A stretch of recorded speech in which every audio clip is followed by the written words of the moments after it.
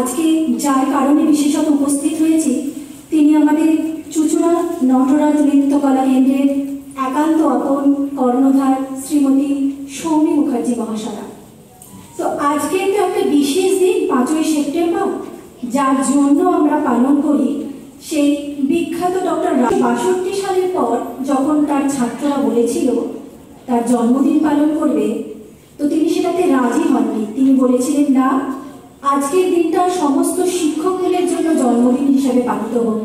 তো সেই থেকে আজকের এই বিশেষ দিনের গুরুত্ব, তো সেই গুরুত্ব দিতে আজ আমরা সকলে যার আমন্ত্রণ এখানে উপস্থিত, তিনি আমাদের পরম প্রিয় শ্রীমতী সৌমি মুখার্জি। তো আজ আমি তার সম্পর্কে কিছু একটু কথা আমার নিজের অন্তঃস্থল থেকে বলতে চাই। ইনি এমন একজন ব্যক্তিত্ব যার জন্ম বৃত্তান্ত থেকেই মহান গুণীজনের সংস্পর্শ। ইনি শ্রদ্ধেয় জটিলেশ্বর মুখার্জির নাতনি শুধু নয়, সুযোগ্যা নাতনি বললে বোধহয় আরো ভালো হবে। এছাড়াও ডোনা গাঙ্গুলির স্টুডেন্ট, যিনি ওড়িশি শিখছেন ওনার কাছে। আর এত বড় একটা কেন্দ্রকে চালনা করা এটা তো কম কথা নয়।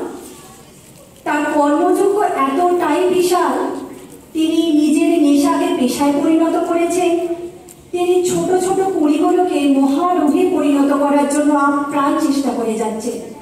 আমরা আজকের এই বৃহস্পতিবার গ্রুপের 6:30 ব্যাচের কিছু মা চেষ্টা করি মাত্র শুধুমাত্র সন্তানগুলোকে ওনার কাছে পাঠিয়ে যাতে ওনার কর্মযজ্ঞে সামিল হতে পারে। কিন্তু আমরা তো সেভাবে নাচ গান, হয়তো জানি সবাই বাথরুম সিঙ্গার, কেউ হয়তো ডান্সার, ঘরেই নাচি, কিন্তু ওনার মতো তো হতে পারি না। তাই আমার খুব মনে হলো আমার সঙ্গীরা, আমার পাশে যারা আছে তারাও বললো যে আজ মিসকে নিয়ে 2-4 কথা বলতে, তো যার জন্যই মঞ্চে ওঠা। আর এই মিসের কি বলবো, মানে ফোন স্ক্রল করতে করতে যখনই দেখবো মিসের কোনো অনুষ্ঠানের ছবি, সেটা সুদূর বর্ধমান থেকে হোক, সুদূর কলকাতা, সমস্ত জায়গায় বিচারকের আসনে তিনি অবতীর্ণ। আর সুন্দরী তো বটেই, শারীরিক সুন্দরী তো বটেই, কিন্তু মনটাও বড় সুন্দর। না হলে এত ছোট ছোট মানুষগুলোকে যে আপ্রাণ চেষ্টা করে শুধুমাত্র একটা নির্দিষ্ট দিনের জন্য উনি নন, কোনো অনুষ্ঠান হলে তিনি দিনক্ষণ মানেন না, শুধু আমাদের জিজ্ঞাসা করেন আমরা ফ্রি আছি নাকি, সময় বার করে দিন বার করে আমাদের দিয়ে দেন হোয়াটসঅ্যাপ গ্রুপে। আমরা সকলে সমবেত হই, চেষ্টা করি ওনার পথে চলতে। এত বড় একজন মানুষ, জানি না ওনার কর্মময় জীবনকে আমি কতটা তুলে ধরতে পারবো, শুধু চেষ্টা করছি। যদি কিছু ভুল ত্রুটি বলে থাকি করজনে নিজ গুণে আমি আপনার কাছে ক্ষমা চাইছি। আজকে আমরা যারা স্টেজে উত্তীর্ণ হয়েছি তারা তো বটেই, যারা দর্শক আসনে আছে তারা সকলেই আপনাকে বিনম্র চিত্রে শ্রদ্ধাঞ্জলি জানায়। আর আরো একটা কথা না বললেই নয়, যেটা সব থেকে আকৃষ্ট করে মিসকে, যে আমরা এতটাই মিশে গেছি ওতপ্রোতভাবে যে শুধু নাচ নয়, মানে নিজেদের সাংসারিক কর্মকাণ্ডতেও মিসকে জড়িয়ে ফেলি।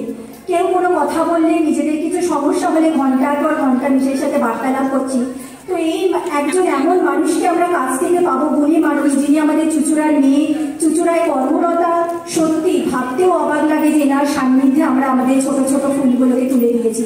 যাই হোক, এটুকুই ওনার কাছে প্রার্থনা করি, উনি সুস্থ থাকুন, আগামী দিনগুলোতে ওনার শ্রীবৃদ্ধি হোক।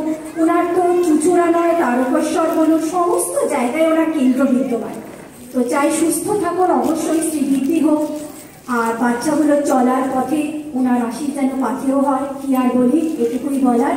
আর শেষে যেটা না বললেই নয়, সেটা হচ্ছে বছর বছর আমরা এরকম চাই টিচার্স ডে সেলিব্রেশন, যাতে মায়েরা উঠতে পারে।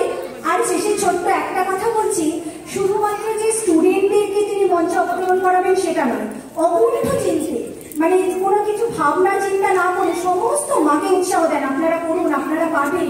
এই যে একটা মনোবল, এটা হয়তো আমাদের সাংসারিক জীবনে সকলেই প্রয়োজন। কারণ মানুষ অনেকটাই হয়তো পরিশ্রম করে, বাট একটা ইন্সপিরেশন, একটা পিছন থেকে পাওয়ার খুব দরকার আছে, তো সেটা ওনার মধ্যে বিদ্যমান। যাই হোক, ওনার চেষ্টাতেই সমস্ত মায়েরা, শনিবারের ব্যাচের মায়েরা, বৃহস্পতির ব্যাচের মায়েরা, সমস্ত মায়েরা আমরা স্টেজে উঠেছি। জানি না কতটুকু সমৃদ্ধ করতে পারলাম, কতটুকু ওনার মন ছুঁতে পারলাম, চেষ্টা করেছি মাত্র। আর আমার সঙ্গীরা পাশে আছে, ওরা গান গাইবে, আপনি শুনুন। আর সেটাই বলি যে বছর বছর আমরা যাই এরকম সেলিব্রেশন নিই, সে বছর প্রথম আরো বড় হোক, আরো শ্রীবৃদ্ধি হোক। নমস্কার।